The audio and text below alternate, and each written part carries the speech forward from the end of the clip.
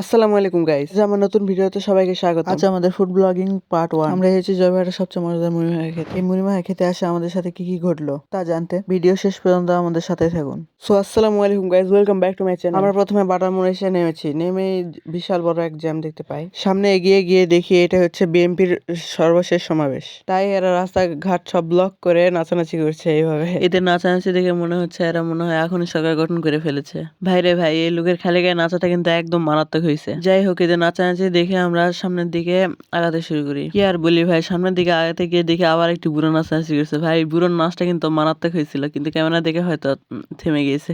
তো যাই হোক, যে কথা না বললেই নয়, সেটি হচ্ছে আমার এই ভিডিও ক্লিপটা নেওয়া হয়েছে 9 তারিখে, কিন্তু আমার ভয়েস দিতে সময় পাইনি। তো এই কারণে আমার ভিডিওটা ছাড়তে একটু দেরি হয়ে গেছে। 14 তারিখে এই ভিডিওটি ছাড়ছি।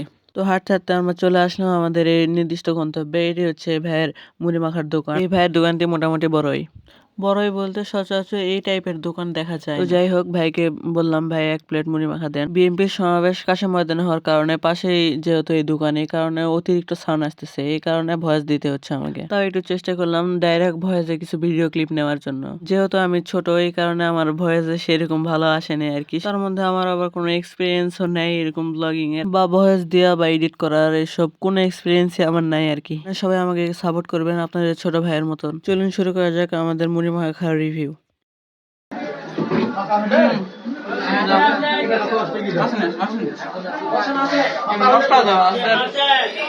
ফুচকার যে মশলাটা, ওই মশলা এখানে দেওয়া আছে।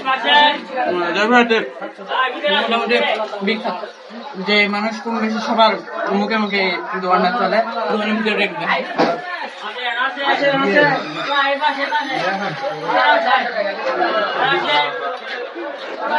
মোটামুটি একটু ভিড় কম আছে, তো এই কারণে আমরা জায়গায় পাই না জায়গায়। তো আমরা চলে আসলাম আমাদের মুড়ি মাখা খেয়ে। এখন আমরা বাড়িতে ফিরবো। বের হয়ে আমরা ফিরার আগে আর একটু বিশাল বড় চমক দেখলাম। ভাইরে ভাই, মানুষ কি না পারে ভাই, দেখে তো আমাদের মাথায় নষ্ট। মামার নাচটা দেখেন, দাদু মনে হয় আমাদের জিয়ার সৈনিক। ক্যামেরা ধরতে দাদুর নাচ আরো বেড়ে গিয়েছে। তো যাই হোক, ভিডিওটি দেখতে লাইক, কমেন্ট, শেয়ার, সাবস্ক্রাইব সবকিছু করে দিন, যেন এরকম ভিডিও আনতে আমার আরো উৎসাহ হয়। দাদুর নাচ দেখে আমরা আবার হাঁটতে শুরু করলাম বাটার মোড়ের উদ্দেশ্যে। বাটার মোড় থেকে আমরা অটো ধরে যাব। এখনো এই জ্যাম শেষ হয়নি, আমাদের আজান পার হয়ে গিয়েছে। এখন কিছুক্ষণ আমাদের জ্যাম ছেড়ে দিবে আর আমরা চলে যাবো ইনশাআল্লাহ। পরবর্তী ভিডিওতে আবার দেখা হবে। আজকের মতো এই পর্যন্ত। আসসালামু আলাইকুম।